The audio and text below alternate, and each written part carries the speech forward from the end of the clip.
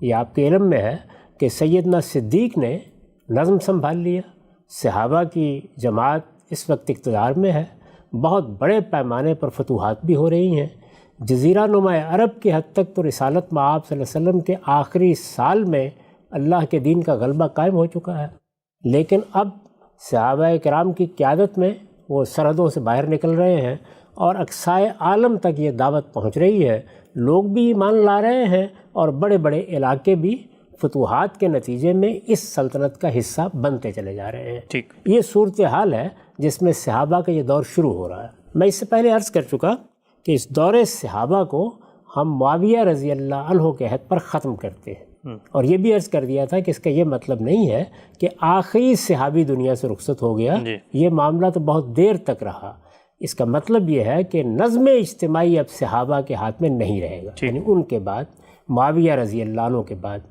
میں یہ بھی عرض کر چکا کہ یہ کوئی 50 سال کا عرصہ ہے، تو یہ تیسرا مرحلہ اس 50 سال کے عرصے کی سرگزشت ہے، یعنی اس میں قرآن مجید کے ساتھ کیا معاملات ہوئے ہیں۔ میں نے ابھی بتایا آپ کو کہ جو طریقہ حضور نے اختیار کیا تھا اس میں کوئی تبدیلی ابتداء نہیں کی گئی۔ وہ کیا طریقہ تھا؟ وہی تھا کہ قرآن پڑھا جا رہا ہے، قرآن لکھا جا رہا ہے، پڑھنے والے اس کو صرف پڑھ نہیں رہے، دسیوں کی تعداد میں لوگ یاد بھی کر رہے ہیں۔ یاد کرنے والوں میں کوئی ایک سورہ یاد کرتا ہے، کوئی 10 صورتیں یاد کرتا ہے، کوئی چند آیات یاد کرتا ہے، کوئی پورا قرآن یاد کر لیتا ہے۔ یہ سلسلہ بھی رسالت مآب صلی اللہ علیہ وسلم کے زمانے ہی سے جاری ہے۔ اس میں اب جو کچھ ہونا ہے وہ صرف یہ ہے کہ لوگ عرضہ اخیرہ کی قرات کے مطابق جہاں کہیں کوئی تبدیلی کرنی ہے وہ کر لیں، ریپلیس ہو جائے، یعنی اگر انہوں نے یاد کیا ہوا ہے تو کر لیں، اگر انہوں نے لکھ کر کوئی یادداشت اپنے یہاں رکھی ہوئی ہے تو اس میں یہ تبدیلی کر لیں، اس کے سوا کچھ چیز بھی نہیں ہے۔ رسالت مآب صلی اللہ علیہ وسلم کے زمانے میں یہ جو طریقہ تھا کہ لکھنے والے لکھ لیں اور یاد کرنے والے یاد کریں، یہی سلسلہ اب بھی ہے۔ صحابہ کرام اسی پر عمل پیرا ہیں، جس جگہ رسالت مآب صلی اللہ علیہ وسلم نے کو چھوڑا ہے اسی طریقے کو وہ اختیار کیے ہوئے ہیں، اپنے بچوں کو بھی پڑھا رہے ہیں، آگے تعلیم بھی دے رہے ہیں۔ وہی صورتحال جو اگر تھوڑی دیر کے لیے آپ اس دور سے اس دور میں داخل ہو جائیں تو اس وقت بھی ہے۔ اچھا، یعنی اس وقت ہم کیا کر رہے ہیں؟ قرآن مجید کو ہم پڑھ رہے ہیں، قرآن مجید کو دسیوں، قرآن مجید کو سینکڑوں بلکہ ہزاروں لوگ زبانی یاد کیے ہوئے ہیں۔ اس وقت بھی صورتحال یہی ہے، کسی مسلمان کو 10 صورتیں یاد ہیں، کسی کو 20 صورتیں یاد ہیں، کسی کو کہیں سے یاد ہے، کسی کو کسی دوسری جگہ سے یاد ہے، اور جن کو یاد ہے وہ اس کو سنا بھی رہے ہیں، اور اگر کہیں کو غلطی کرتے ہیں تو دوسرے لوگ اس کی تصحیح بھی کر رہے ہیں۔ رمضان میں خاص طور پر اس کے سنانے کا ہم اہتمام کرتے ہیں۔ اسی طرح تحریر اب چھاپے خانے کی مدد سے اشاعت اور طباعت کے ایک وسیع نظام میں تبدیل ہو چکی ہے۔ قرآن مجید تحریری طور پر بھی اب لاکھوں کروڑوں کی تعداد میں چھاپا جا رہا ہے، لوگوں کے ہاتھوں میں ہے، ان کے گھروں میں ہے۔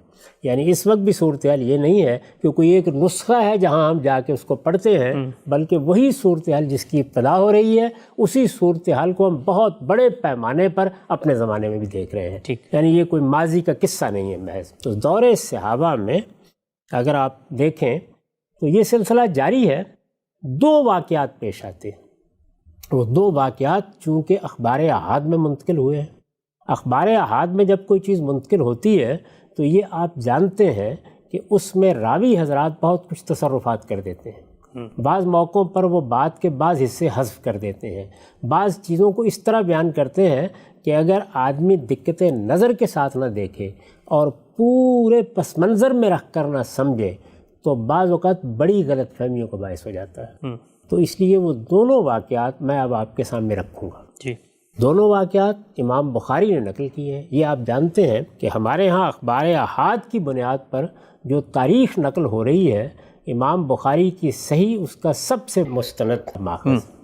تو اس لحاظ سے اگر آپ دیکھیں تو یہ بالکل واضح ہو جائے گا کہ یہ دونوں واقعات کس پس منظر میں پیش آئے ہیں، ان کی نوعیت کیا ہے، ان کو ہم کس طرح سمجھیں گے، اور یہ جو کچھ میں نے اب تک عرض کیا ہے اس میں ان کی کیا نوعیت ہے۔ یہاں میں یہ بات بھی واضح کر دوں، جیسے کہ آپ نے تمہید میں کہا کہ ہم نے 3 چیزوں کا ایک ترتیب کے ساتھ جائزہ لینا ہے۔ یہ دیکھنا ہے کہ لہجے کے معاملے میں کیا اہتمام کیا گیا، یہ دیکھنا ہے متن کے معاملے میں کیا اہتمام کیا گیا، یہ دیکھنا ہے قرات کے معاملے میں کیا اہتمام کیا گیا۔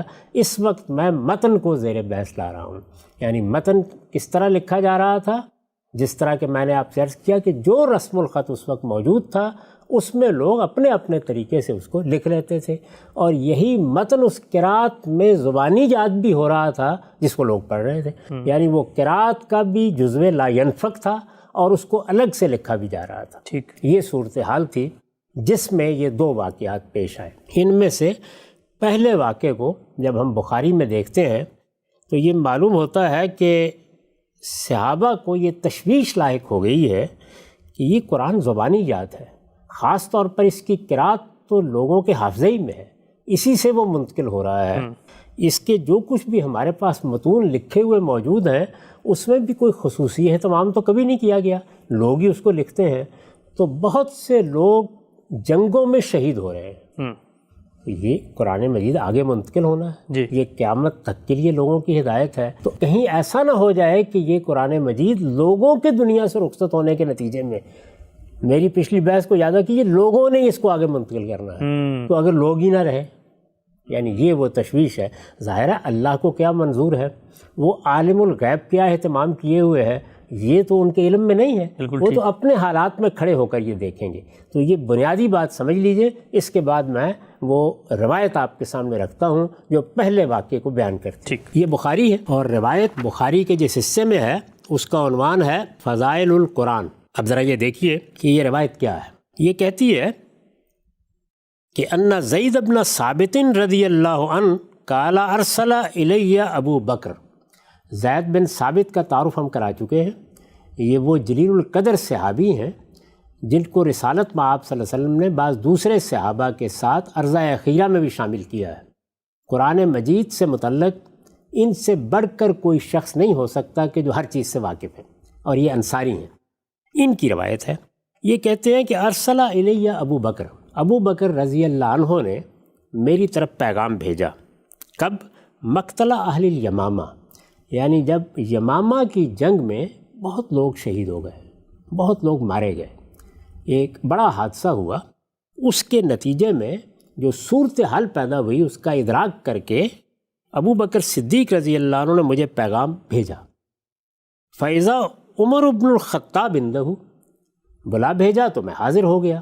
جب میں حاضر ہوا تو سیدنا صدیق کے پاس عمر رضی اللہ عنہ بھی بیٹھے ہوئے تھے۔ قال ابو بکر رضی اللہ عنہ، مجھے دیکھ کر ابو بکر رضی اللہ عنہ نے فرمایا انا عمر اتانی، یہ عمر میرے پاس آئے ہیں۔ فقال، اور انہوں نے یہ کہا ان القتل قد استحر یوم الیمامہ بقراء القرآن، کہ یہ جب یمامہ کی لڑائی ہوئی ہے تو اس میں بہت سے قاری مارے گئے، یعنی قرآن پڑھنے والے جن کو قرآن یاد تھا۔ یہ قاری کا لفظ اس زمانے میں حفاظ کے لیے استعمال ہوتا تھا، جن کو قرآن یاد تھا، جو اس کی قرات منتقل کر رہے تھے۔ یہ یمامہ کی جنگ میں بہت مارے گئے، ان کی بڑی تعداد شہید ہو گئی ہے۔ تو یہ سیدنا عمر کے بارے میں سیدنا صدیق نے بتایا کہ انہوں نے مجھ سے آ کے کہا ہے کہ ان القتل قد استحر یوم الیمامہ بقراء القرآن وانی اخشی ان یستحر القتل بالقراء بالمواطن۔ اگر لڑائیوں کی یہی صورت رہی، ایسے ہی میدان جنگ وجود پذیر ہوتے رہے، تو مجھے اندیشہ ہے کہ بہت سے قاری اسی طرح مارے جائیں گے۔ یعنی اس کے نتیجے میں تو یہ ہو سکتا ہے کہ جن کے سینے میں قرآن ہے اور جو قرآن آگے منتقل کر رہے ہیں، ہم ان لوگوں سے بالکل ہی محروم ہو جائیں، یہ اندیشہ ہے۔ ٹھیک، تو جو پس منظر میں نے بتایا تھا وہ اندیشہ یہاں لفظوں میں بیان ہو گیا ہے، یعنی کوئی پرابلم نہیں ہے، کوئی مسئلہ نہیں پیش آ گیا اس نوعیت کا کہ قرآن مجید کا نسخہ ایک نہیں تھا اور وہ ترتیب نہیں پا چکا ہوا تھا۔ قرآن شائع و ضائع ہے، لوگوں کے پاس موجود ہے۔ حاملین قرآن کے بارے میں یہ اندیشہ پیدا ہو گیا ہے کہ وہ تو جنگوں میں مارے جا رہے ہیں۔ یہ پس منظر ہے۔ اب اس کے بعد وہ کہتے ہیں فَيَذْهَبَ كَثِيرٌ مِّنَ الْقُرْآنِ، یعنی مجھے تو اندیشہ یہ ہے کہ اگر یہی صورتحال رہی تو قرآن کا بڑا حصہ ضائع ہو جائے گا۔ یعنی قرآن مجید کا معاملہ یہ بھی ہے کہ بہت سے لوگ ہیں جن کو پورا یاد ہے اور بہت سے لوگ ہیں جن کو اجزاء میں یاد ہے، ایک گیا دوسرا گیا، تو اس کے نتیجے میں تو بہت سا حصہ ضائع ہونے کا اندیشہ ہے۔ وَإِنِّي أَرَىٰ أَن تَأْمُرَ بِجَمْعِ الْقُرْآنِ، تو اس وجہ سے میری رائے یہ ہے، اب یہ سیدنا عمر کی رائے بیان ہو رہی ہے، میری رائے یہ ہے کہ آپ وہ خلیفۃ المسلمین کو، مسلمانوں کے اس وقت جو حکمران ہیں، سیدنا صدیق کو یہ کہہ رہے ہیں کہ آپ حکم دیں کہ قرآن مجید کا ایک مصحف جمع کر کے ہم ترتیب دے دیں۔ اچھا، یعنی بجمل قرآن کے جو الفاظ ہیں ظاہر ہے ان کو آپ پورے پس منظر میں رکھ کے سمجھیں گے تو بات بالکل واضح ہو جائے گی. یعنی یوں تو ہے ہی نہیں کہ قرآن مجید کہیں بکھرا ہوا ہے اس کو جمع کرنا یا پہلی مرتبہ سامنے آیا ہے. یعنی قرآن کے قاری موجود، قرآن کے حفاظ موجود، بلکہ ہم اس سے پہلے یہ عرض کر چکے ہیں کہ رسالت مآب صلی اللہ علیہ وسلم کے زمانے میں پورا قرآن لکھ کر خود زید بن ثابت رسالت مآب صلی اللہ علیہ وسلم کو سنا چکے ہیں. تو اس وجہ سے یہ تو زیر بحث ہی نہیں ہے. زیر بحث یہ ہے کہ ہم مختلف مصاحف کو جمع کر کے ایک ایسا نسخہ تیار کر لیں جس نسخے کو گویا یہ اعتماد حاصل ہو کہ یہ ہمارے پاس موجود ہے. اگر لوگ دنیا سے رخصت ہوتے ہیں، بہت سے لوگ شہید ہوتے ہیں، تو اللہ کی کتاب کہیں ضائع نہ ہو جائے. آپ یہ کہہ سکتے ہیں کہ زائد اہتمام ہے. ایک اندیشے کے نتیجے میں اس کی ضرورت محسوس ہوئی ہے. انہوں نے اس زائد اہتمام کے لیے سیدنا صدیق سے کہا، قلت لعمر کیف تفعل شیئا لم یفعلہ رسول اللہ صلی اللہ علیہ وسلم. اب یہ دیکھیے کیا انہوں نے آگے کیا ارشاد فرمایا. ابو بکر صدیق کہتے ہیں کہ وہ کام تم کیسے کرو گے جو رسول اللہ نے کیا. یعنی رسول اللہ نے کیا قرآن کو جمع نہیں کیا تھا؟ وہ تو قرآن مجید کو پورا کا پورا پڑھا نہیں تھا؟ قرآن مجید کو پورا لوگوں کو دیا نہیں تھا؟ نہیں، وہ یہ کہتے ہیں کہ رسول اللہ صلی اللہ علیہ وسلم نے اس طرح کوئی خصوصی نسخہ تیار کرانے کا کام نہیں کیا. اچھا، رسول اللہ صلی اللہ علیہ وسلم نے اس کو اسی پر چھوڑا تھا کہ جس کو لکھنا ہے لکھ لے، جس کو یاد کرنا ہے یاد کر لے. یعنی یہ کام تو حضور نے نہیں کیا تھا. تو میں اپنے ہاں اس طرح کا ایک نسخہ حفظ ما تقدم کے طور پر ہی صحیح کیسے تیار کروا سکتا ہوں کہ جو کام اللہ کے رسول نے نہیں کیا. یعنی اگر لوگوں کے شہید ہونے، لوگوں کے دنیا سے جانے کا اندیشہ ہمیں ہے تو حضور کو بھی ہوگا. تو انہوں نے تو اس طرح کا اہتمام نہیں کیا، میں یہ اہتمام کیوں کروں. یہ ہے وہ جواب جو سیدنا صدیق نے دیا. قال عمر ھذا واللہ خیر. عمر رضی اللہ عنہ نے کہا کہ آپ کی جو بھی رائے ہو، لیکن میرا مشورہ آپ مان لیں اسی میں خیر ہے. یعنی یہ بہتر ہے. وہ ایک اندیشہ محسوس کر رہے ہیں نا، لوگ دنیا سے رخصت ہو رہے ہیں، ہمارے پاس ایک نسخہ ہونا چاہیے جو پورے اہتمام سے تیار کیا ہے. یہ ایسے ہی ہے کہ دنیا میں ہزاروں اہتمام ہوئے ہیں، لیکن ایک تو ہمیں کر کے رکھ لینا چاہیے تاکہ اس کے بارے میں کوئی تردد نہ ہو. یعنی اس کو ہم سب مل کر کریں، یہ خلیفۃ المسلمین کے اہتمام میں ہو اور یہ نسخہ یہاں موجود رہے تاکہ اگر سب کچھ بھی ضائع ہو جائے تو یہ تو موجود رہے. یہ وہ بات ہے جو وہ کر رہے ہیں. فلم یزل عمر یراجعنی حتی شرع اللہ صدری لذالک. سیدنا صدیق کہتے ہیں کہ عمر بار بار مراجعت کرتے رہے، مجھے توجہ دلاتے رہے، یہاں تک کہ اللہ تعالیٰ نے اس کے لیے میرا سینہ بھی کھول دیا. یعنی میں قائل ہو گیا، میں مطمئن ہو گیا کہ یہ خیر کا کام ہے، یہ ہمیں کر کے رکھ لینا چاہیے، یہ حفظ ما تقدم کے لیے ضروری ہے. وَرَأَيْتُ فِي ذَلِكَ الَّذِي رَأَى عمر. تو انہوں نے فرمایا کہ میری بھی رائے وہی بن گئی ہے جو عمر کی رائے ہے. قال ابو بکر انک رجل شاب عاقل لا نتہمک. اور زید بن ثابت سے انہوں نے کہا کہ تم نوجوان آدمی ہو، بڑے عاقل ہو. ظاہر ہے یہ ان کو انہوں نے بتایا ہے کہ تمہیں کیوں ہم نے طلب کیا ہے. تم ایک نوجوان آدمی ہو، عقل مند آدمی ہو اور قابل اعتماد ہو. یعنی تمہارے بارے میں کسی تہمت کا اندیشہ نہیں ہے. وقد کنت تکتب الوحی لرسول اللہ صلی اللہ علیہ وسلم. اور پھر مزید یہ کہ تم تو رسالت مآب صلی اللہ علیہ وسلم کے لیے وہی لکھتے بھی رہے ہو. یہ یاد ہوگا کہ رسالت مآب صلی اللہ علیہ وسلم جن لوگوں کو خاص طور پر کہتے تھے کہ لکھ لیں قرآن، ان میں یہ بھی شامل تھے، عرضہ اخیرہ میں بھی شامل تھے. اور پھر ہم یہ روایت بھی پڑھ چکے ہیں کہ سارا قرآن انہوں نے لکھا اور لکھ کر رسالت مآب صلی اللہ علیہ وسلم کو سنا دیا. وہ ان کا اپنا نسخہ تھا جس طرح باقی مسلمانوں کے نسخے تھے. فتتبع القرآن فجمعوا. اس لیے کمر ہمت باندھو اور قرآن مجید کو ہر جگہ سے دیکھو اور اس کے بعد وہ نسخہ ترتیب دے دو. فجمع ہو یعنی جمع کر کے لے آؤ. اب دیکھیے یہاں پھر ایک غلط فہمی ہے جس کو اچھی طرح سمجھ لیجیے. جو اہتمام کیا گیا، راوی حضرات چونکہ اس کو پوری طرح گرفت میں نہیں لے سکے تو وہ جو الفاظ استعمال کرتے ہیں ان کی 2-3 تعبیریں ہو جاتی ہیں، اس سے غلط فہمی پیدا ہوتی ہے. کہا کیا گیا ہے یہ نسخہ کسی کا ذاتی نسخہ نہیں ہے. یعنی کہ یہ نسخہ ترتیب دیا جا رہا ہے، پہلے لوگ اپنے طور پر لکھ رہے ہیں. یہ نسخہ اس اہتمام کے ساتھ ترتیب دینا ہے یا لکھنا ہے یا مرتب کرنا ہے کہ اگر اللہ تعالیٰ کی طرف سے کوئی ایسا معاملہ ہو جاتا ہے کہ جن کے سپرد یہ قرآن کیا گیا ہے ان کی بہت بڑی تعداد دنیا میں نہیں رہی، تو کم سے کم ہمارے پاس ایک مستند ترین نسخہ ہمارے اہتمام میں لکھا ہوا اس دارالحکومت میں موجود رہے. یہ چیز ہے. یہ حیثیت کیسے اختیار کرے گا یہ نسخہ؟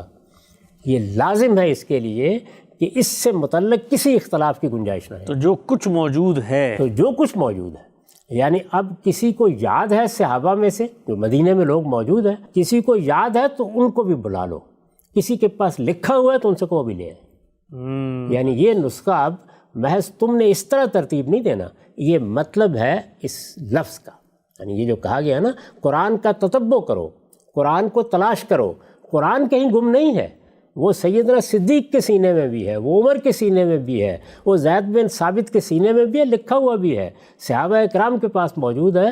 یعنی جو حکم دیا گیا وہ یہ تھا کہ جہاں جہاں بھی صحابہ ہیں جنہوں نے حضور کے زمانے سے لکھا ہے، ان میں سے اگر کسی کے سینے میں ہے تو اس کو کہو آ کے مقابلہ کرے.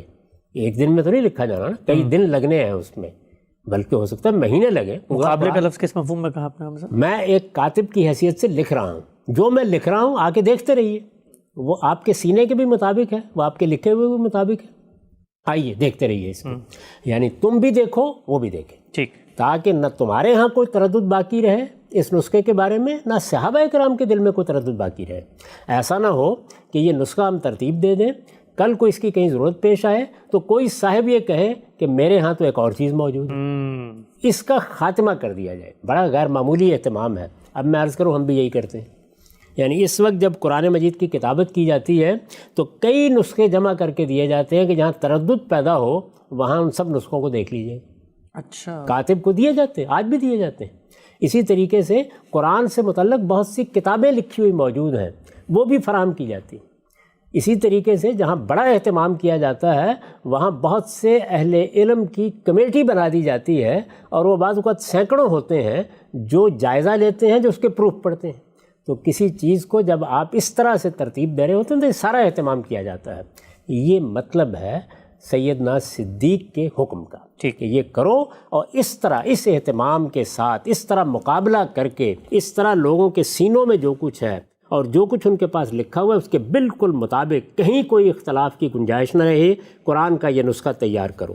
فَبَلَّهِ لَوْ كَلَّفُونِي نَقْلَ جَبْلٍ مِّنَ الْجِبَالِ مَا كَانَ أَثْقَلَ عَلَيَّ مِمَّا أَمَرَنِي بِهِ مِنْ جَمْعِ الْقُرْآنِ. زید بن ثابت کون ہے؟ پورے قرآن کے حافظ. زید بن ثابت کون ہے؟ عرضہ اخیرہ میں شامل ہو چکے ہوئے ہیں. زید بن ثابت کون ہے؟ قرآن لکھ کے بھی رسالت میں آپ صلی اللہ علیہ وسلم کو سنا چکے ہیں.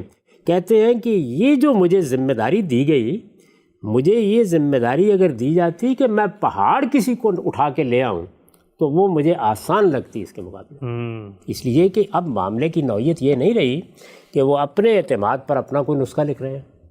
اس کا مطلب یہ ہے کہ وہ پوری مسلمان امت کی طرف سے ایک اہتمام کر رہے ہیں، اور مسلمانوں کے حکمران نے ان کو ذمہ داری دی ہے. اور محض یہ نہیں ہے کہ اپنے حافظے کے لحاظ سے قرآن کی ایک نقل تیار کر دو، بلکہ اس سے کہیں بڑی ذمہ داری ہے کہ صحابہ کرام میں سے جو لوگ بھی قریب میں موجود ہیں ان کے پاس لکھا ہوا ہے وہ بھی جمع کر لو، اور ان میں سے کسی کو یاد ہے تو وہ بھی اس سے سن لو، اور ایک ایک چیز کو سامنے رکھ کر یہ نسخہ ترتیب دو. اس پر وہ یہ تبصرہ کر رہے ہیں کہ مجھے کوئی پہاڑ اٹھا لانے کے لیے کہا جاتا تو مجھے وہ زیادہ آسان لگتا، اتنی بڑی ذمہ داری میرے اوپر ڈال دی گئی.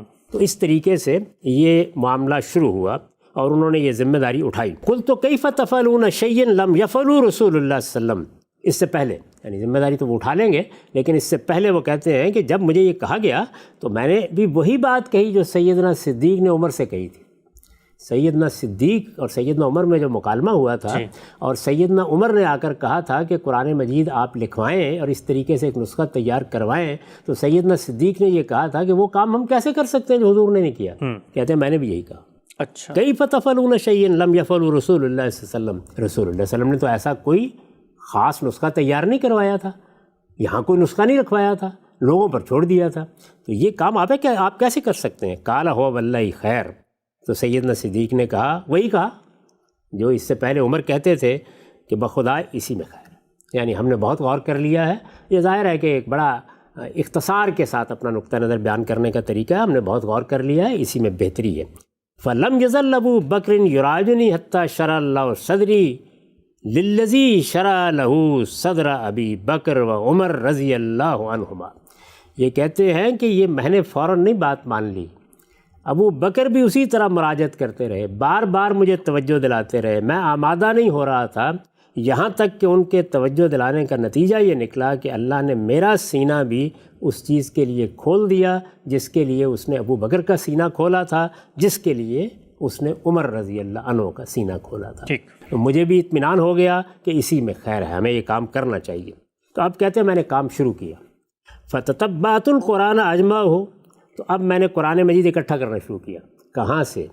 یعنی کسی کے پاس وہ کہاں تھا؟ من الاسب، کسی کے پاس وہ کھجور کی چھڑیوں پر لکھا ہوا تھا، کاغذوں پر، مصحف پر تو لکھا ہوا تھا۔ یہ جملہ کیا ہے؟ یہ نہیں ہے کہ قرآن مجید اسی طرح لکھا ہوا تھا، لوگوں نے مصحف بھی بنائے ہوئے تھے، صحیفے بھی بنائے ہوئے تھے، لکھا ہوا بھی تھا۔ یہ بھی آخر لکھنے والے ہیں، یہ کسی چھڑی پر تو نہیں لکھنے والے، پتھر پر تو نہیں لکھنے والے، نہیں، لوگوں نے اپنی سہولت کے لحاظ سے اگر کسی چھڑی پر بھی لکھا ہوا تو وہ تک میں نے، اس کو بھی میں نے منگوا لیا۔ اچھا، واللخاف، اور اسی طریقے سے بعض لوگوں نے پتھر کے بعض ٹکڑوں پر لکھا ہوا تھا، پتلا سا پتھر ہوتا ہے یا ٹھیکری ہوتی ہے، اس پر لکھا ہوا تھا، وہ بھی میں نے منگوا لیا۔ وہ صدور الرجال، اور جن کو یاد تھا ان سے میں نے کہا آ جاؤ تم بھی۔ اچھا، یعنی میں نے ان سب سے کہا وہ صدور الرجال کہ جس کے پاس جس چیز پر بھی لکھا ہوا، ایک آیت بھی لکھی ہوئی ہے وہ لے آئیں، اور اسی طریقے سے جن کو یاد ہے وہ بھی آ جائیں۔ یعنی اب گویا اس اہتمام کے ساتھ یہ نسخہ تیار ہو رہا ہے۔ تو یہ کہتے ہیں کہ جب میں نے یہ اہتمام کر لیا، حتیٰ وجدت تو آخر صورت التوبہ ما ابی خزیمۃ الانصاری، یہاں تک کہ یہ جو میں ایک ایک آیت تلاش کرتا پھر رہا تھا تو اس میں نے سورہ توبہ کا آخری حصہ ابو خزیمہ انصاری کے ہاں پایا۔ لم اجدہ ما احد غیرہ، اس طریقے سے ایک آیت یا آخری حصہ الگ سے لکھا ہوا میں نے کسی اور کے یہاں نہیں دیکھا تھا۔ اچھا، یعنی گویا لوگ جس طریقے سے لکھ رہے تھے وہ بیان کر رہے ہیں کہ میں نے تتبع کو کس کمال تک پہنچا دیا، کہاں تک چلا گیا۔ یعنی جس کے پاس بھی مجھے پتا چلا کہ کوئی چیز موجود ہے میں لے آیا۔ اس کے بعد وہ آیت نقل کی ہے، لقد جاءکم رسول من انفسکم عزیز علیہ ما عنتم، اور کہتے ہیں حتیٰ خاتمت بھرا، یعنی اس آیت سے لے کر سورہ توبہ کے خاتمے تک کی آیات ان کے پاس تھیں۔ یہ اس طریقے سے، اس اہتمام سے، اس طرح سے کہتے ہیں کہ میں نے وہ نسخہ تیار کیا جو ہمارے پاس رہے گا۔ کس اندیشے سے؟ اس اندیشے سے کہ لوگ جو قرآن لکھ رہے ہیں اور قاری جس کو پڑھ رہے ہیں، اگر لوگوں کے دنیا سے رخصت ہونے اور شہید ہو جانے کے نتیجے میں کوئی حادثہ ہو جائے تو حفظ ما تقدم کے طور پر یہ ایک نسخہ موجود رہے۔ فکانت الصحف عند ابی بکر، کہتے ہیں تیار ہو گیا، صحیفوں کی صورت میں تھا۔ اس زمانے میں ایسا ہی ہوتا تھا، یعنی جس طرح اب مجلدات ہوتی ہیں، یہ تو بہت بعد میں ہوا ہے۔ تو یہ سارے صحیفے تیار ہو گئے اور یہ سیدنا ابو بکر کے پاس رہے، کبھی کسی مراجعت کی ضرورت نہیں پیش آئی۔ صحابہ کرام اسی طرح لکھتے رہے، قرآن مجید اسی طرح پڑھا جاتا رہا، کسی نے آ کے کبھی نہیں دیکھا کہ اس کے ساتھ ملانا ہے۔ ایک اہتمام تھا، ہو گیا، سیدنا صدیق کے پاس وہ نسخے رکھ دیے گئے، حتیٰ توفیہ اللہ، یہاں تک کہ وہ دنیا سے رخصت ہو گئے، یعنی کبھی ضرورت نہیں پڑی۔ ثم عند عمر حیاتہ، پھر سیدنا عمر کی پوری زندگی وہ ان کے پاس رہا، یعنی وہ ظاہر ہے کہ امیر المومنین بنے تو ان کے پاس آ گیا۔ ثم عند حفصہ بنت عمر رضی اللہ عنہا، اس کے بعد جب سیدنا عمر دنیا سے رخصت ہوئے تو وہ اندیشہ ہی ختم ہو چکا تھا۔ یعنی جس اندیشے کو سامنے رکھ کر یہ کیا گیا تھا، مسلمان پھیل چکے تھے، قرآن کے قاریوں کی بڑی تعداد وجود میں آ چکی تھی، اب جنگوں میں بھی اگر مارے جائیں تو کوئی اندیشہ باقی نہیں رہا تھا۔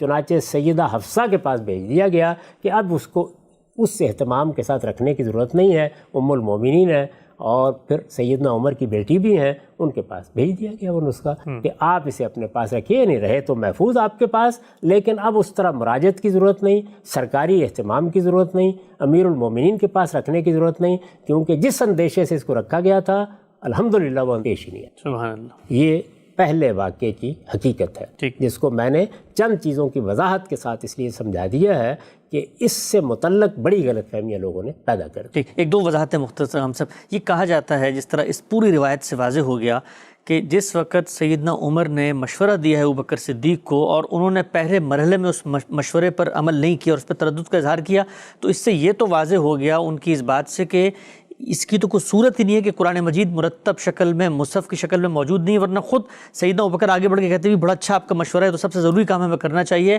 لیکن پوری بحث ایک پس منظر میں ہوئی۔ آپ نے واضح کیا، یہ بھی بتائیے گا کہ اس سے بڑی غلط فہمی پیدا کی جاتی ہے جب سیدنا زید گئے ہیں، کہتے ہیں کسی نے چھال پہ لکھا ہوا ہے، کسی نے پتھر پہ لکھا ہوا ہے، آپ نے واضح فرمایا کہ وہاں تک گئے کہ اس کو بھی کوئی غلط فہمی نہ رہے اور ایک کامن کنسنسس ہو کہ ہر ایک کے پاس جو کچھ ہے پوچھ لیا اور ایک مرتب نسخہ بن گیا۔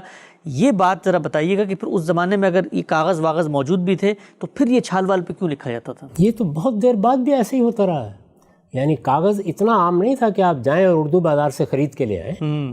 کاغذ بہت مشکل سے ملتا تھا، کاغذ کا اہتمام کرنا پڑتا تھا. پھر یہ کہ چمڑا اس کے اوپر لکھتے تھے، تو اس وقت لکھنے کی جو صورتیں موجود تھیں لوگ ان سے کام لیتے تھے، اسی طرح لکھتے تھے. میں نے 2 صورتیں اپنے پاس کسی چھال پر لے کے رکھ لی ہیں، چمڑے پر لے کے، باقی مجھے یاد ہیں. تو یہ تو ایک بالکل عمومی چیز ہے، یہ صدیوں بعد تک اس طرح رہا ہے. جس بڑے پیمانے پر کاغذ کا ایشو ہوا، بننا شروع ہوا، سلطنت بہت بڑھ گئی، یہ بہت بعد کی باتیں ہیں. تو اس زمانے میں ایسے ہی تھا. انہوں نے پورا اہتمام کیا کہ ہر چیز میرے پاس آئے.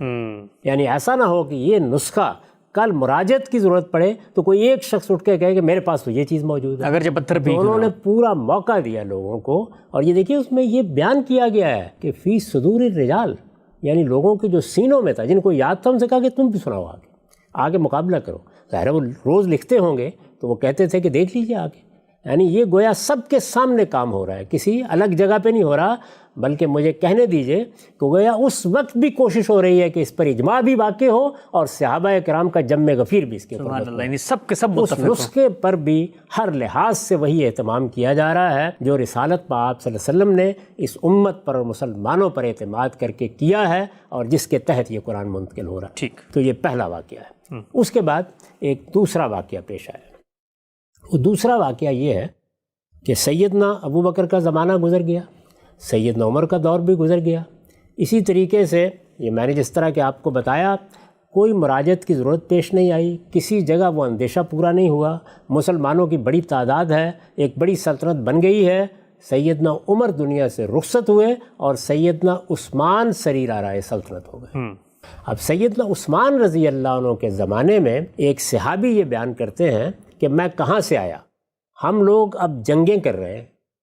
یہ جنگیں پہلے عرب کے سواحل پر ہو رہی تھی، اس کی سرحدوں پر ہو رہی تھیں. وہاں سے یہ لوگ نکلے اور یہ عراق اور شام یہ علاقے ہیں، ان پر طاقت ہوئی. یہ یہاں سے وسط ایشیا تک پہنچ گئے. اب وسط ایشیا تک پہنچے ہیں تو جب یہ عرب کی سرزمین سے نکلے ہیں تو کیا ہر جگہ عرب ہی تھے؟ اب مسلمان تو ان مختلف علاقوں میں مختلف زبانیں بولنے والے، مختلف پس منظر کے، خود ایرانی میں ظاہر ہے کہ فارسی پس منظر کے لوگ ہیں، لیکن جو مسلمان ہوتا ہے قرآن لکھتا ہے. ٹھیک. جو مسلمان ہوتا ہے اپنی آئندہ نسلوں کو قرآن پڑھاتا ہے، خود قرآن کی تلاوت کرتا ہے. تو قرآن کی قرات، قرآن کی تلاوت، قرآن کی تحریر یہ تو ہر جگہ ہو رہی ہے. یہ جو صورتحال ہوئی، اب عرب کے باہر کے علاقوں میں جا کر وہاں ایک اور مسئلہ پیدا ہوا ہے. انہوں نے آ کے اس مسئلے کے بارے میں، یعنی ایک صحابی نے سیدنا عثمان کو متنبع کیا. اس سے وہ دوسرا واقعہ پیش آیا ہے، وہ بھی آپ سن لیجئے. امام بخاری کی صحیح سے میں اس واقعے کو بھی پڑھ رہا ہوں اور یہ بھی اسی فضائل القرآن میں ہے. یہ کہتے ہیں کہ انس بن مالک نے یہ بیان کیا کہ ان حذیفہ بن الیمان قدم علی عثمان، یہ ان صحابی کا نام ہے. حذیفہ بن یمان سیدنا عثمان رضی اللہ عنہ کے پاس آئے. سیدنا صدیق کا دور گزر گیا، سیدنا عمر کا دور بھی گزر گیا. آپ جانتے ہیں کوئی 2.5 سال کے قریب سیدنا صدیق کا دور ہے اور 10 سال سے زیادہ سیدنا عمر کا دور ہے، یہ گزر گئے ہیں. تو یہ کہتے ہیں کہ حذیفہ آئے، وَكَانَ يُغَازِي أَهْلَ الشَّامِ فِي فَتْحِ ارمینیا و آذربائیجان مع اہل العراق. یعنی یہ آرمینیا میں اور آذربائیجان میں جب علاقے فتح ہو رہے تھے تو وہاں شام کے لوگوں اور عراق کے لوگوں کے ساتھ مصروف جنگ رہے تھے. اچھا. یعنی وہاں یہ جنگوں میں مصروف رہے تھے. فَأَفْزَا حُذَیفَةَ اخْتِلَافُهُمْ فِي الْقِرَاء، تو جس چیز نے ان کو بالکل گھبرا دیا وہ یہ تھا کہ یہ دور دراز علاقوں میں تو یہ شامی عراقی بھی جب جاتے ہیں تو ان کے ہاں بھی اور جو نئے لوگ ہیں ان کے ہاں بھی قرات میں کچھ اختلافات ہونے لگ گئے. اب یہ کہ جملہ بتا رہا ہے کہ اس سے پہلے مسلمانوں کے ہاں اس طرح کے کسی اختلاف کی بھی کوئی اطلاع نہیں ملی. یعنی جیسے ہی سلطنت وسیع ہوئی، یہ آپ کو یاد ہوگا کہ میں نے جب سیاسی معاملات پر گفتگو کی تو میں نے عرض کیا تھا کہ جس وقت سلطنت وسیع ہوئی تو وہ کینوس تبدیل ہو گیا جس پر اس سے پہلے رنگ بھرے جا رہے تھے. جی. یعنی اب صورتحال تبدیل ہو گئی ہے. پہلے عرب ہیں، بلکہ پہلے قریش ہیں جو قرآن پڑھ رہے ہیں، جن کی زبان میں قرآن نازل ہوا ہے. وہاں انصار ہیں جن سے ان کا بہت قریبی تعلق ہے. اس کے بعد عرب کے دوسرے قبائل ہیں، لیکن اب تو معاملات دیکھیے آذربائیجان، آرمینیا، وہاں تک پہنچ گیا. تو یہ وہاں سے واپس آئے اور وہاں انہوں نے لشکریوں میں یہ دیکھا. لشکریوں میں دیکھیے دیکھنے کے بڑے مواقع پیدا ہو جاتے ہیں، اس لیے کہ عام حالات میں آپ گھر میں کیا پڑھ رہے ہیں، میں کیا پڑھ رہا ہوں، یہ تو معلوم نہیں ہوتا. جی زیادہ سے زیادہ یہ ہوگا کہ رمضان میں کوئی ایک دوسرے کے ساتھ بات کرے گا. لشکریوں میں ایک دوسرے سے ملنا ہوتا ہے، یعنی فوجی ایک جگہ پر ڈیرے ڈالے ہوئے ہوتے ہیں، تو وہاں بہت کچھ معلوم ہوتا ہے. نمازیں پڑھی جاتی ہوں گی، لوگ قرات کرتے ہوں گے، ان کے پاس اپنے مصاحف بھی ہوں گے. تو یہ آئے اور ان کو اس اختلاف نے بہت پریشان کر رکھا ہوا تھا. فافزا حذیفۃ اختلافهم فی القراء، یعنی اس چیز نے ان کو گھبرا دیا. فقال حذیفۃ لعثمان، تو حذیفہ نے سیدنا عثمان کی خدمت میں آ کر عرض کیا، یا امیر المومنین ادرک هذه الامہ قبل ان یختلفوا فی الکتاب اختلاف الیہود والنصارى، اس سے پہلے یہود اور نصارہ اپنی کتابوں کے بارے میں جس طرح کے اختلاف میں مبتلا ہو گئے، مجھے اندیشہ ہے کہ کہیں یہ امت اسی طرح کے اختلافات میں مبتلا نہ ہو جائے اللہ کی کتاب کے بارے میں، اس سے پہلے کہ یہ حادثہ ہو اس کو سنبھال لیجئے. یعنی وہ اپنے اندیشے کا اظہار کرنے کے لیے ان کے پاس ہے. ادرک هذه الامہ قبل ان یختلفوا فی الکتاب اختلاف الیہود والنصارى، یہ معلوم ہے کہ یہود و نصارہ کے ہاں جو اختلاف تھا اس کے مقابلے میں یہی تو امتیاز تھا قرآن کا، کہ یہ جس طرح ملا ہے ہمارے پاس ویسے ہی موجود ہے. تو پہلے ہی مرحلے میں جب انہوں نے دیکھا کہ لشکریوں میں کچھ اختلاف کر رہے ہیں تو انہوں نے کہا کہ اس کا فوراً ازالہ ہونا چاہیے. اس کو بھی سمجھ لیجئے. ایک چیز یہ ہے کہ مجھے قرآن یاد ہے، یاد کرنے والا دوسرے سے سن کے یاد کرتا ہے. اس میں سہو و نسیان تو ہو سکتا ہے لیکن کسی بڑی غلطی کا امکان نہیں ہوتا. ٹھیک، یہ ہم اب بھی جانتے ہیں کہ جس وقت وہ لوگ جو حفاظ ہیں قرآن پڑھتے ہیں، اگر میں نے غلطی کی ہے، مجھ سے کوئی سہو ہوا ہے تو آپ درست کر دیں گے، آپ سے ہوئی ہے تو میں درست کر دوں گا. یہی وہ چیز ہے جو اجماع اور تواتر کی وجہ سے ہر غلطی سے قرآن کو پاک رکھتی ہے، ٹھیک، یا کسی بھی چیز کو پاک رکھتی ہے. تو جب لوگ قرات کر رہے ہوتے ہیں یا زبانی پڑھ رہے ہوتے ہیں تو اس میں یہ اندیشہ نہیں ہوتا. لیکن کیا سب لوگ حفظ کرتے ہیں؟ اس وقت کی صورتحال یہ ہے، سارے کے سارے حفاظ ہوتے ہیں؟ نہیں. کیا اس وقت جو لوگ مسلمان ہو رہے تھے ان میں سے ہر ایک قرآن کا حافظ ہو جاتا تھا؟ بہت بڑی تعداد میں لوگ زبانی بھی یاد کرتے تھے، زیادہ تر لوگ اپنے پاس لکھ کے رکھ لیتے تھے. اور میں یہ عرض کر چکا ہوں کہ لکھ کر جب رکھا جائے گا تو اس وقت کے رسم الخط میں لکھا جائے گا. اب آدمی نے سن بھی لیا ہے اور اس نے پڑھ بھی لیا ہے، حافظ نہیں ہے. وہ قرآن مجید کسی وقت کھولے گا، پڑھے گا تو ہو سکتا ہے کہ اپنے اٹکل سے غلطی کرے، پڑھنے میں غلط رائے قائم کر لے. کسی جملے کی تعلیف کے معاملے میں عربیت کے طریقے پر وہ سمجھے کہ بات درست ہے لیکن غلط ہو، اور اگر عجمی ہے تو اور بھی زیادہ امکان ہے. تو یہ گویا لکھے ہوئے نسخے جو لوگوں کے پاس موجود ہیں، اور اس وقت کی صورتحال یہ ہے کہ لکھے ہوئے نسخے ہم میں سے ہر ایک کے گھر میں موجود ہیں لیکن حفاظ تو اتنی بڑی تعداد میں نہیں ہوتے. تو اس وجہ سے انہوں نے جو کچھ دیکھا ہے وہ کیا ہے کہ متن کے پڑھنے کی بنیاد پر غلطی ہو رہی ہے. ٹھیک. تو یہ سمجھ لیجئے کہ یہ اصل میں جن لوگوں نے زبانی یاد کیا ہے یہ ان قاریوں کی غلطی نہیں ہے. زبانی یاد کرنے والے وہ خود بھی ہیں، اور یہی لوگ ہیں کہ جنہوں نے دیکھا کہ بعض لوگوں نے جو نسخے لکھ رکھے ہوئے ہیں ان کو جب وہ پڑھتے ہیں تو اس میں غلطیاں ہوتی ہیں. ٹھیک. تو یہ بات انہوں نے آ کے بتائی اور انہوں نے کہا کہ اس امت کو سنبھالیے اس سے پہلے کہ اللہ کی اس کتاب میں بھی اسی طرح کے اختلافات ہونے لگ جائیں جس طرح کے یہود و نصارہ کے ہاں ہوئے ہیں. فارسل عثمان الی حفصہ. اب یہ دیکھیے سیدنا عثمان نے کیا کیا. لوگ کہتے ہیں سیدنا عثمان نے قرآن ترتیب دیا، انہوں نے سیدہ حفصہ کی طرف بھیجا. وہ جو نسخہ اس اہتمام کے ساتھ سیدنا صدیق نے ترتیب دلوایا تھا وہ انہوں نے منگوا لیا، یعنی وہ جو پہلے سے مرتب ہوا وہ پہلے سے موجود تھا. فارسل عثمان الی حفصہ ان ارسلی الینا بالصحف ننسخها فی المصاحف ثم نردها الیک. پیغام کیا بھیجا؟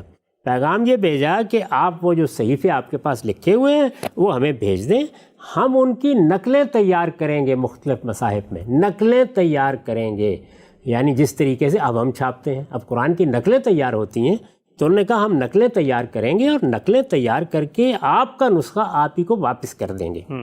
فارسلت بہا حفصۃ الی عثمان. تو سیدہ حفصہ نے وہ نسخہ، وہ سیدنا صدیق کے زمانے میں جو تیار کیا گیا تھا وہ عثمان رضی اللہ عنہ کو بھیج دیا.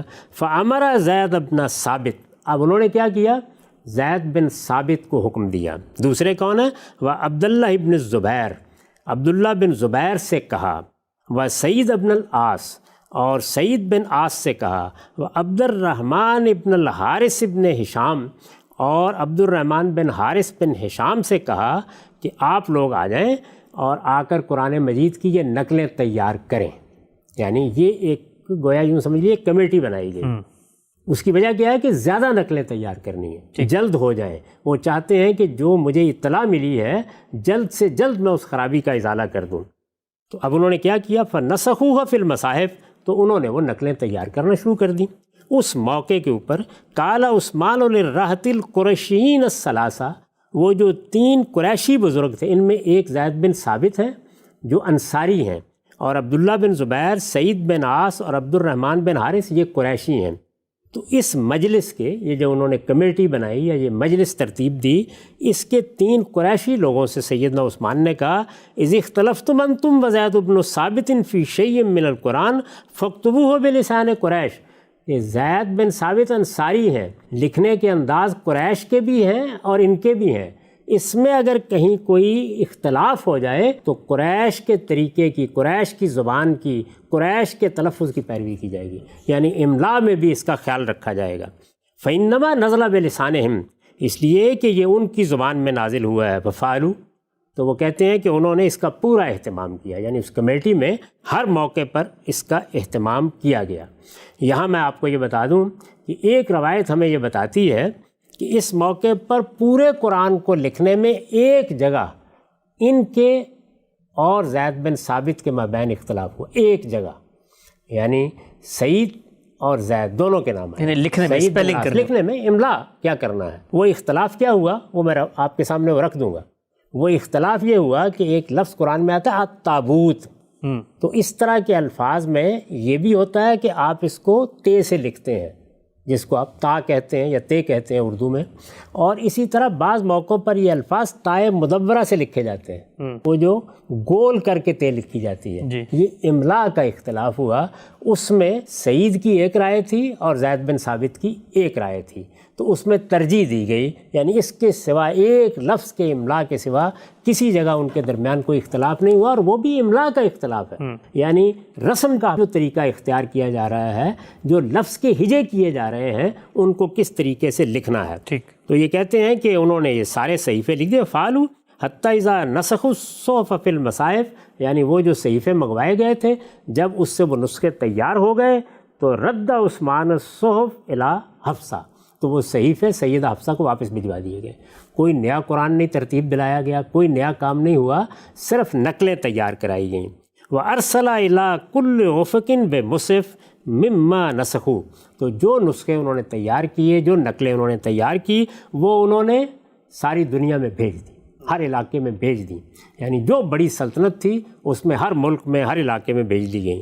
وَأَمَرَ بِمَا سِوَاهُ مِنَ الْقُرْآنِ فِي كُلِّ صَحِيفَةٍ وَمُصْحَفٍ أَن يُحْرَقَ، اور اس کے ساتھ ہی ہدایت کی کہ اس سے مختلف اگر کسی جگہ پر کوئی صحیفہ یا پورا مصحف لکھا ہوا ہے تو وہ جلا دیا جائے، ختم کر دیا جائے. اس طریقے سے یہ غیر معمولی معاملہ ہوا کہ قرآن مجید کا املا بھی بالکل ایک کر دیا گیا. یعنی اب تک کیا تھا، آپ یہ جانتے ہیں کہ جو بھی رسم الخط ہو اس میں املا کے اختلافات ہوتے ہیں. یہ انگریزی زبان میں اب تک طے کیے جاتے ہیں. ہماری اردو میں ابھی تک ہم اس پر بحثیں کرتے ہیں. یعنی یہ بحثیں آپ کو پوری کتابوں میں ملتی ہیں.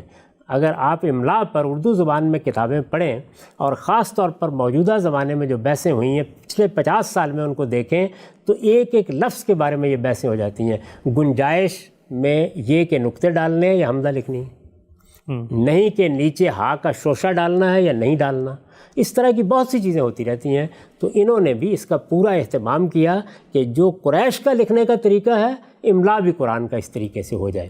یہ قرآن کا املا، پھر عرض کر دوں، یعنی آپ جب کسی لفظ کو لکھتے ہیں تو ایک یہ ہے کہ وہ لفظ کیا ہے، اس کا تلفظ کیا ہے، ایک یہ ہے کہ جملہ کس طریقے سے پڑھا جائے گا، ایک یہ ہے کہ جس رسم الخط میں بھی آپ لکھ رہے ہیں اس کے ہجے کیسے کر رہے ہیں، اس میں املا کیا ہے، یعنی جو حروف جن سے الفاظ بنتے ہیں ان کی صورتیں کیا ہیں. تو اس معاملے میں بھی کوئی اختلاف باقی نہ رہے. سیدنا عثمان نے یہ اہتمام کیا کہ قریش کے طریقے پر قرآن مجید کے متن کا املا کر دیا جائے گا، اور پھر اس کے بعد اس سے مختلف املا نہیں ہو سکتا، اس لیے کہ باقی سب سے کہا کہ وہ اس کو ضائع کر دیں. تو املا کے معاملے میں بھی صحابہ کرام نے اس درجے اہتمام کیا کہ اگر آپ اپنے اپنے رسم الخط کے لحاظ سے لکھتے ہیں اور وہاں املا میں کوئی دوسرا طریقہ اختیار کرتے ہیں، عربی زبان ہی کو لکھ رہے ہیں لیکن کوئی دوسرا طریقہ اختیار کرتے ہیں، تو بنائے اختلاف واقع ہو جاتی ہے، اس کا بھی آخری درجے میں خاتمہ کر دیا جائے۔ یہ حقیقت ہے کہ ہم آج کے زمانے میں بھی اپنی کتابوں میں ابھی اس درجے کا اہتمام نہیں کر پاتے۔ میں دسیوں کتابیں دیکھتا ہوں جس میں املا کی غلطیاں ہوتی ہیں یا مختلف املا ہوتے ہیں، یعنی اس میں ہم اس زمانے میں ابھی تک وہ متحدہ صورت پیدا نہیں کر سکے، اس پر ابھی کام کرتے رہتے ہیں، لیکن سیدنا عثمان نے اس کا بھی اہتمام کیا کہ قرآن مجید کا جو متن لکھا جائے گا، یعنی قرات تو لوگ زبانی کر رہے ہیں، اس میں تو حافظے نے اگر کوئی غلطی کرنی ہے تو کرنی ہے، لیکن جو لوگ لکھ رہے ہیں وہ املا میں بھی اب قرآن مجید کے اس املا کی پیروی کریں گے جس کا اہتمام کر دیا گیا ہے، جس میں قرآن لکھا دیا گیا ہے اور جو قریش کے طریقے کے مطابق ہے، یہاں تک کہ اس میں اگر ایک حرف کے معاملے میں یہ اختلاف ہوا کہ یہ تا کس طرح لکھنی ہے تو اس میں بھی بحث ہوئی اور فیصلہ کیا گیا۔ وہ فیصلہ بھی میں آپ کے سامنے رکھ دیتا ہوں۔ یہ اعظمی صاحب نے اس کو الجامع الکامل میں نقل کیا ہے۔ وہ کہتے ہیں وَكَانَ سعید بن العاص عرب الناس وَأَشْبَهُهُمْ بِلَهْجَةِ رسول اللہ صلی اللہ علیہ وسلم۔ سعید بن عاص جو اس مجلس کے ایک رکن ہیں، یہ میں ان کے نام سنا چکا ہوں، کہتے ہیں کہ یہ سعید بن عاص کون تھے، اور اس سے آپ اندازہ کر سکتے ہیں کہ جن لوگوں کی وہ مجلس بنائی گئی یا کمیٹی بنائی گئی وہ کس درجے کے لوگ تھے۔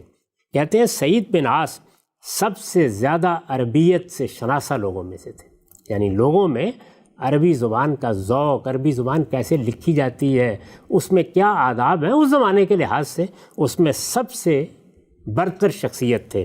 وَأَشْبَهُمْ بِلَهْجَةِ رسول اللہ صلی اللہ علیہ وسلم، اور رسول اللہ جس لہجے میں قرآن پڑھتے تھے اس میں سب سے زیادہ مشابہت تھی۔ اچھا، یہ ان کی خصوصیت تھی۔ فَأَمَرَ عثمان زید بن ثابت يَسْتَعِينَ بِهِ فِي الْإِمْلَاءِ، تو عثمان رضی اللہ عنہ نے حکم دیا کہ وہ ان سے مدد لیں املا میں، یعنی قرآن کے املا میں۔ اس سے یہ واضح ہو گیا کہ یہاں مسئلہ کیا ہے، املا کو یکساں کرنا، ہجے ایک ہونے چاہیے، قرآن مجید کے حروف کو لکھنے کا طریقہ ایک ہونا چاہیے، اس میں بھی کوئی اختلاف کبھی پیدا نہ ہو سکے۔ بیان کرتے ہیں وَلَمْ يَخْتَلِفْ زید وَسَعید فی شین اللہ فی حرف واحد فی سورۃ البقرہ، یعنی سیدنا عثمان نے زید بن ثابت سے کہا تھا کہ جب تم تحریر کرو گے یا لکھو گے تو املا کے معاملے میں سعید سے مدد لینی ہے، تو سعید اور زید کے مابین کسی چیز میں کوئی اختلاف نہیں ہوا، یعنی مدد کی ضرورت نہیں پڑی، البتہ ایک حرف کے لکھنے میں اختلاف ہوا اور وہ حرف سورہ بقرہ کے ایک لفظ میں ہے۔ فقال احدهما التابوت وقال الاخر التابوت، یعنی لفظ وہی ہے، بولنا بھی ویسے ہی ہے، لیکن یہ کہ کیا وہ لکھتے وقت بڑی تا سے لکھا جائے گا یا تائے مدورہ سے لکھا جائے گا۔ فاختیرہ قرات و زید، یعنی زید جیسے اس کا املا کرتے تھے اس کو اختیار کر لیا گیا، اس کو ترجیح دی گئی۔ لأنہ کان کاتب الوحی، اس لیے کہ وہ تو حضور کے سامنے لکھتے رہے تھے۔ تو آپ دیکھیے انصاری ہونے کے باوجود یہ کہا گیا کہ چونکہ حضور کی تائید حاصل ہے ان کے لکھے ہوئے کو، وہ اپنا لکھا ہوا سنا بھی چکے ہیں، تو اس لیے انہی کی رائے کی پیروی کر لی جائے گی۔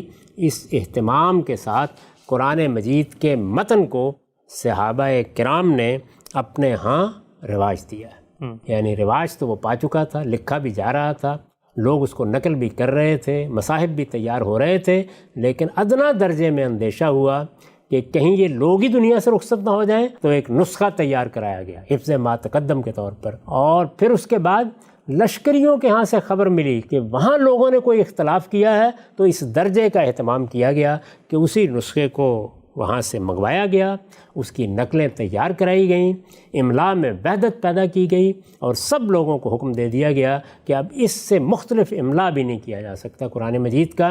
یہ وہ مصحف عثمانی ہے، یہ اس طرح تیار ہوا جس کو آج بھی سامنے رکھ کر قرآن مجید کے نسخے تیار کیے جاتے ہیں اور قرآن مجید کا متن لکھا جاتا ہے۔ ٹھیک، اچھا خان صاحب ایک مختصر پہلو بتائیے گا، یہ تو واضح ہو گیا، دونوں واقعات کا صحیح پرسپیکٹیو آپ نے خود روایت کے اندر سے واضح کیا کہ کہیں پر بھی نہ پہلی دفعہ انیشیٹ کر کے قرآن لکھا جا رہا ہے، نہ قرآن مجید پہلی دفعہ جمع کیا جا رہا ہے، بلکہ خود سیدنا عثمان جن کو جامع القرآن کہا جاتا ہے وہ تو منگوائی وہ نسخہ رہے ہیں جو پہلے سے سیدنا حفصہ کے پاس موجود ہے، پھر یہ جو لقب ان کو دیا گیا ہے جامع القرآن، یہ پھر کس پہلو سے ہم اس کو سمجھیں؟ یعنی اس پہلو سے کہ امت میں اگر قرآن مجید کے متن کے لکھنے میں اس کے املا میں کوئی اختلاف ہو رہا تھا تو انہوں نے امت کو اس پر جمع کر دیا۔ اچھا، یعنی اس کا تعلق اصل میں اس سے ہے۔ عربی زبان میں بعض اوقات مضاف حذف ہو جاتے ہیں، یعنی ایک پوری بات کو ایسے بیان کرتے ہیں۔ اسی لیے میں نے توجہ دلائی تھی کہ ان روایتوں کو پڑھتے وقت لوگ چونکہ پس منظر کو ذہن میں نہیں رکھ سکے، پوری بات ان کے سامنے نہیں رہی، تو انہوں نے لفظوں سے بعض موقعوں پر وہ مطالب پیدا کر لیے ہیں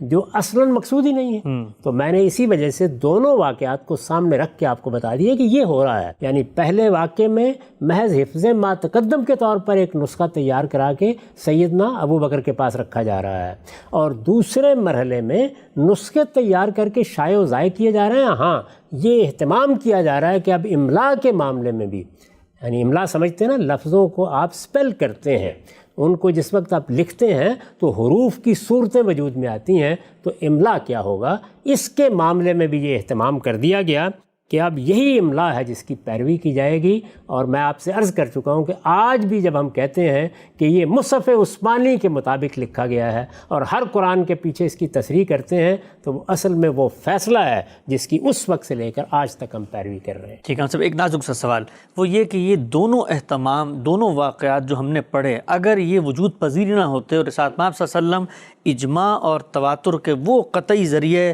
ترسیل علم جس پر آپ نے بڑی سیر گفتگو کی تھی، اس کے حوالے کر دیا، سب کو دے دیا، سب لکھ رہے ہیں، اپنی اپنی جگہ پر کر رہے ہیں، تو کیا قرآن اس طریقے سے صحابہ سے اگلی نسل کو منتقل ہو پاتا جو ان دو واقعات کے بعد صورت سامنے آتی ہے؟ قرآن مجید اسی طرح منتقل ہوا ہے۔ قرآن مجید میں وہی اہتمام کیا گیا ہے، لوگ ہی اس کو لکھ رہے ہیں، لوگ ہی یاد کر رہے ہیں، لوگ ہی اس کو پڑھ رہے ہیں، لوگوں کی تحریر کے ذریعے سے وہ آج تک منتقل ہو رہا ہے۔ یہ تو میں نے آپ سے عرض کیا ہے کہ اس اہتمام نے پہلے ہی مرحلے پر کسی اختلاف کا خاتمہ کر دیا، ورنہ کیا ہوتا، ورنہ وہی ہوتا جو آج ہوتا ہے۔ یعنی ہم تقابل کرتے رہتے ہیں، اور چونکہ ایک جم غفیر لکھ رہا ہے، جم غفیر پڑھ رہا ہے، ہزاروں کی تعداد میں لوگوں کو یاد ہے، تو باہمی طور پر اس کے مقابلے سے اختلافات دور ہوتے رہتے ہیں۔ تاہم یہ ہو سکتا ہے کہ کہیں کوئی جھگڑا ایسا پیدا ہو جاتا جس کو حل کرنے کے لیے خدائی کو کوئی اہتمام کرنا پڑتا، تو ظاہر ہے کہ جو خدائی اہتمام ہے اس خدائی اہتمام میں بھی انسانوں ہی کے ذریعے سے ہونا ہے۔ تو ایک بڑی سلطنت قائم ہے، تو وہ اس معاملے میں متربع کیوں نہ ہو۔ ہمارے اپنے زمانے میں ہمارے سامنے پاکستان میں یہ خبر ملی اور اچانک یہ معلوم ہوا، اور ہمارے اس زمانے میں ایک بڑے عالم مذہبی امور کے وزیر تھے، انہوں نے وزیر اعظم کو، جو زمانے میں ذوالفقار علی بھٹو تھے، یہ بتایا کہ قرآن کی طباعت میں غلطیاں ہو رہی ہیں۔ اچھا، اس زمانے بالکل اسی طرح کی صورتحال تھی۔ یعنی لوگ کچھ محتاط نہیں رہے، یہ لوگ جو اپنے طور پر قرآن چھاپ رہے ہیں، اور ظاہر ہے بہت سے ادارے ہیں جو قرآن چھاپتے ہیں، تو اس میں ایسی غلطیاں رہ جاتی ہیں کہ جس کے نتیجے میں قرآن مجید آگے منتقل ہوتا ہے تو لوگ غلط پڑھتے ہیں۔ تو آپ دیکھیے بالکل وہی اطلاع جو اس وقت ان کو ملی، اسی طرح کی اطلاع ملی۔ اس کے بعد خود پاکستان میں وہ قانون بنایا گیا، ہمارے سامنے بنا، اس قانون کے مطابق اب یہ طے کر دیا گیا ہے کہ قرآن مجید کا جو نسخہ بھی شائع کیا جائے گا وہ اسی طرح مقابلے سے گزرے گا، اور پھر بعض لوگ ہیں جن کو مقرر کیا گیا ہے جو سرٹیفکیٹ دیتے ہیں، اور وہ سرٹیفکیٹ آخری صفحے پر ثبت کیا جاتا ہے، جس میں یہ لکھا ہوتا ہے کہ میں نے اس کا ایک ایک حرف پڑھ لیا ہے، اس میں اب کوئی غلطی نہیں کوئی زائد ہے۔ اہتمام، تو یہ اہتمام وہ ہے نہیں۔ میں یہ عرض کرتا ہوں کہ جب ایک کمیونٹی یہ کام کر رہی ہوتی ہے تو آپ یہ پوچھتے ہی کیوں ہیں مجھ سے کہ اس کو یہ بتایا نہ جائے کہ تم غلطی کر رہے ہو؟ بھائی غلطی کریں گے تو ایک پوری کمیونٹی کے اندر غلطی ہوگی تو یہ بتائے گا، وہ بتائے گا، مسلمانوں کا امیر المومنین کیوں نہیں بتائے گا؟ بالکل ٹھیک، مسلمانوں کی حکومت کیوں نہیں بتائے گی؟ یہ اجماع اور تواتر نے واقع کیسے ہونا ہے؟